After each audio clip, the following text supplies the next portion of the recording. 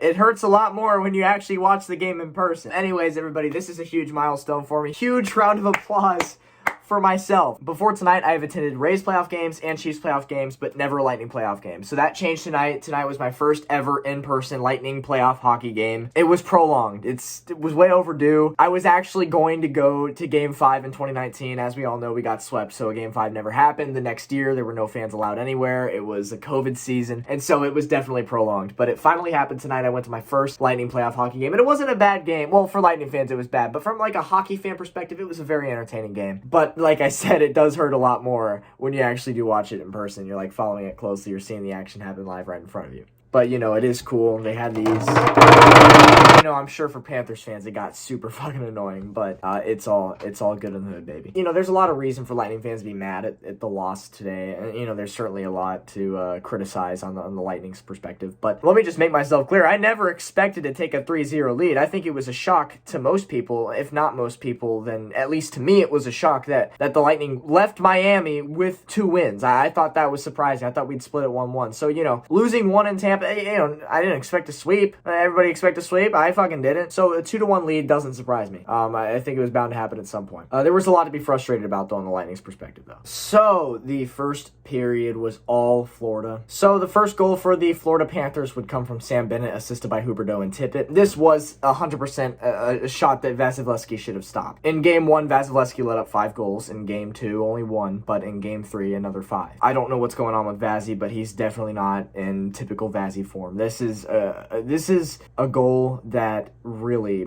you rarely see a player like Vasilevsky let in the net, but it happened, unfortunately, and Florida gets on the board first, 1-0. But, you know, it was just such a weak shot. The defense wasn't really there to begin with. It was a pass cross ice right behind the guys, and it was just a bad overall play on the Lightning side of things. Shouldn't have happened, but, you know, it's just one of those things that went the Panthers' way. That happened 4 minutes, 30 seconds in the first period. Only 3 minutes later, at 7 minutes, Gudas would get a goal from Forsling and Huberdeau, with another assist, Huberdeau. And again, this is not really a goal that Vasilevsky lets up. I mean, it was a good shot, yeah, but Vazzy had most of the net covered, and I don't know what happened, but it's, again, a shot that you typically don't see Andrei Vasilevsky let in. So, instantly, the Panthers are up 2-0 at the end of the first off of 2, honestly, weak shots. However, second period starts, and Anthony Cirelli gets a goal 1 minute, 57 seconds in, assisted by Killorn and Hedman. It was just a rebound. There was nothing that the Panthers goalie could have done about it. I forget who the other goalie's name. I know Bobrovsky. I don't know the other Panther goalie's name, though. There was nothing he could have done about it. It was just a rebound with a wide open net. Still, those are the most crucial goals, typically the ones that you have to get in. So 2-1 Florida in the second period. It's just started. So 5:46 into the second period. Just a sweet shot from Ross Colton. It was only assisted by Coleman, but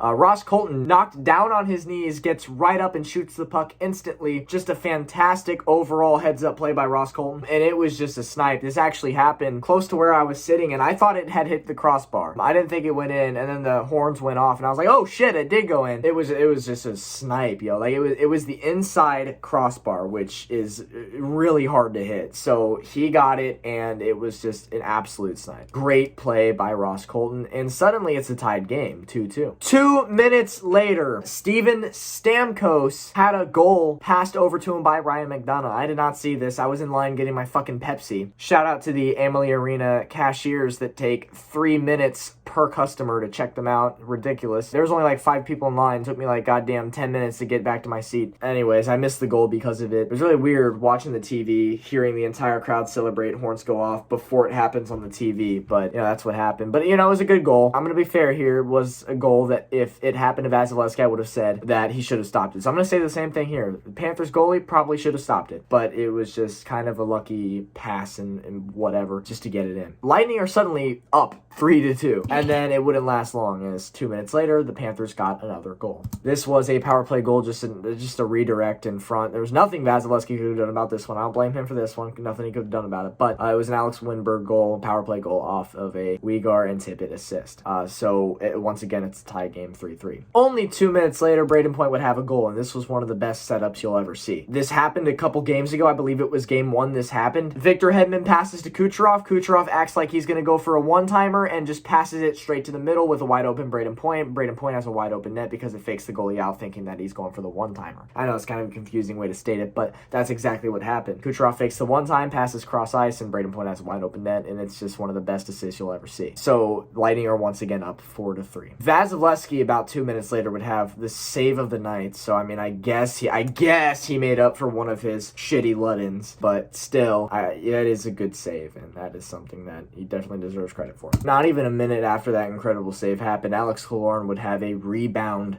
goal, power play goal for the Lightning, assisted by Hedman and Point, just with a minute and a half to go in the period. And the Lightning are up by 2. They score 5 goals in the second period. Just like that, they're dominating. The offense is all over the place. They're scoring goals left and right. It's crazy. Third period begins a minute 45 into the third. Hornquist has a power play goal, assisted by Barkov and Huberdeau. It was just a shitty rebound off a skate, 5-hole on Vasilevsky. I'm not going to say entirely that he should have stopped it, but it wasn't the greatest of goals. So the Panthers find themselves within 1. So, you're just hoping that the boys can fight it off for the next 19 minutes. That did not happen. The Panthers were about a minute away from pulling their goalie. There was 3 minutes left in the game, and Forsling gets just a wide open pass, and right as he received it, I just kind of had a feeling that it wasn't going to go good for the Bolts.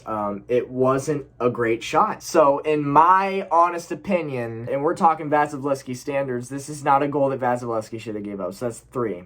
-1 because he made the good save. But still, it's 2 goals at a minimum that he should not have let in for Vasilevsky. It's just stuff that you don't see Vasilevsky let in. But he did, and it's unfortunate that it did. But just like that, the Panthers tie it up. It's 5-5. And then overtime begins, and this is the tale of the playoff Lightning. It happens almost every single year. The Lightning will take a lead, and then John Cooper plays a prevent defense. And it's so frustrating because you see the offense, you see what they're capable of. I mean, my God, 5 goals in the second period. 5 goals in the second period.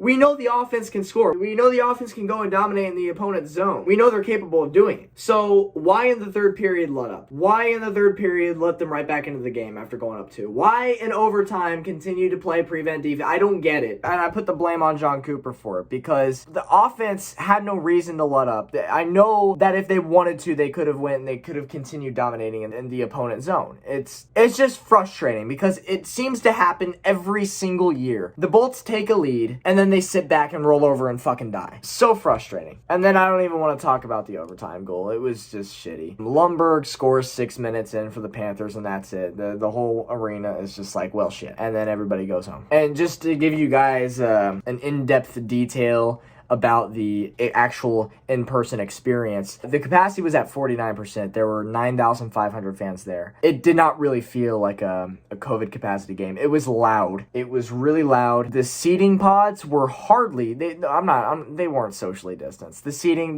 nobody was socially distanced. There were people right in front of me, right behind me, right next to me. There was like maybe 2 seats in between everybody, but that was it. There was really no such thing as social distancing in this arena. Not to mention, this is the first sports game that I've been to.